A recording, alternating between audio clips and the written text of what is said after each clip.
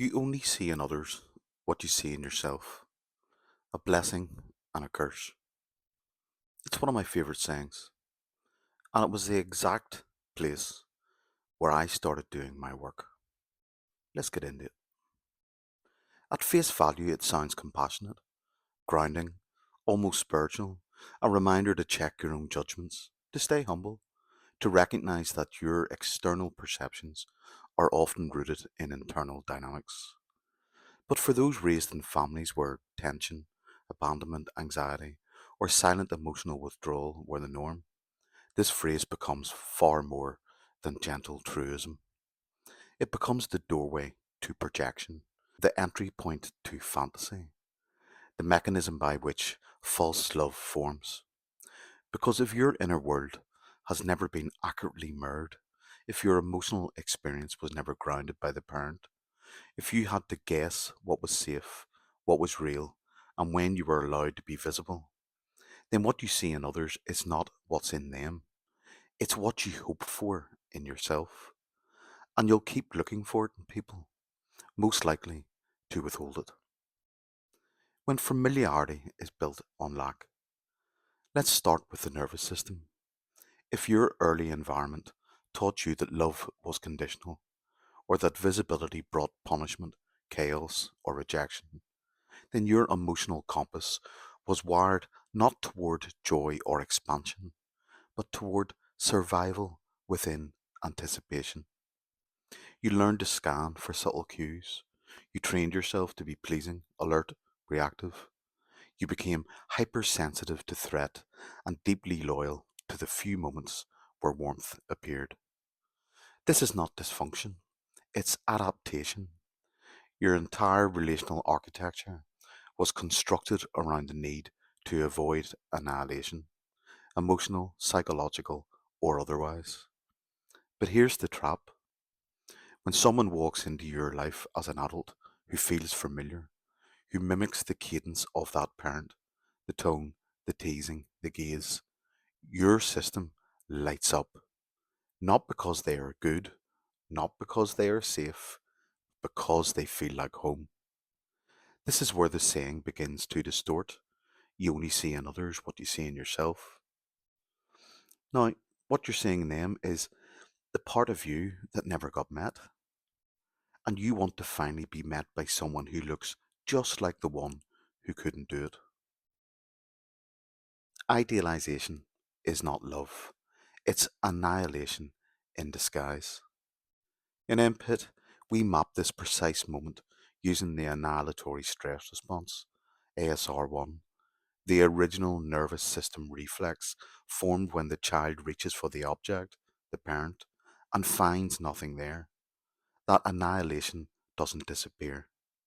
It gets sealed off inside the psyche as a frozen imago, a picture of love never received. Later in life, the child turned adult recognizes this frozen imago in others. And when someone reflects it back, even through charm, seduction, attention, or attunement, a dormant system reawakens.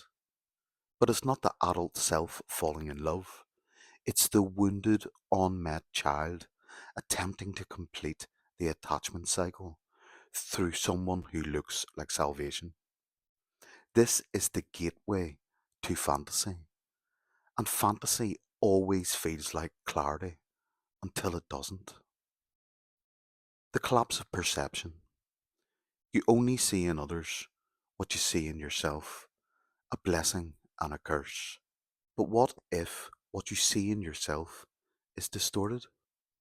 What if all you've ever known is the idealized version of what you wish to be? The image that would finally make you lovable, acceptable, and visible? Then you won't just see others through that lens. You'll relate to them as if they already love the person you wish you were. And the moment they withdraw, the moment they devalue, or invalidate, or confuse, you collapse. Because it's not just a breakup, it's a psychic fracture. The symbolic mirror has shattered, and along with it, your entire imagined self. This is collapse-induced psychotic regression, where your core sense of self loses coherence because the person who seemed to see you has turned away. And this happens not because you were wrong to trust, but because you were relating through the unresolved internal object world, through the unmet need you never knew you still had. Expectation as externalized abandonment. This is why expectation is such a slippery slope in trauma recovery. When you place expectations on others, especially those who reflect a familiar pattern, you are often asking them to rescue the part of you that never got chosen. But they can't do that, even if they love you, because that job belongs to you. Every unmet expectation becomes a symbolic re-abandonment, not because others are failing you, but because you're still not standing in yourself. MPIT teaches us that reality lives on the vertical axis: truth, grounding, and integration. Fantasy, co-regulation, seduction, abandonment, these exist on the horizontal axis. The more you choose love on the horizontal, the more likely you are to collapse back into the orbit of the unmet child.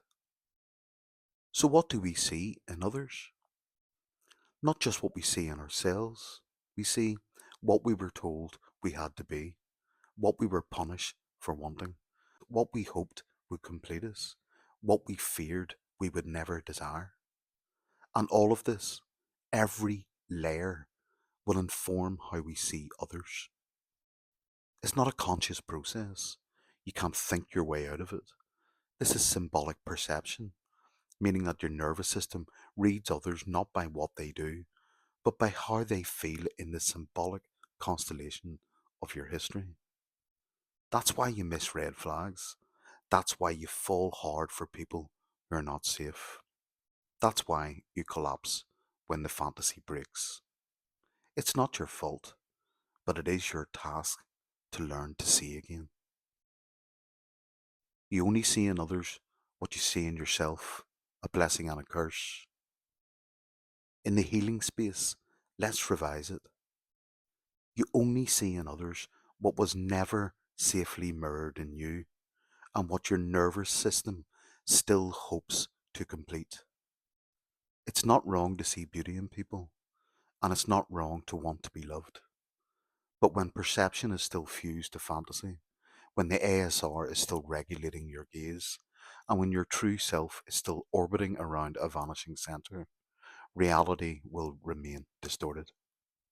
And the path back to clarity begins not with seeing others more clearly, but with seeing yourself through a new mirror, one that does not lie, one that does not seduce, one that does not abandon, one that stays. You. Peace out. Loads of love.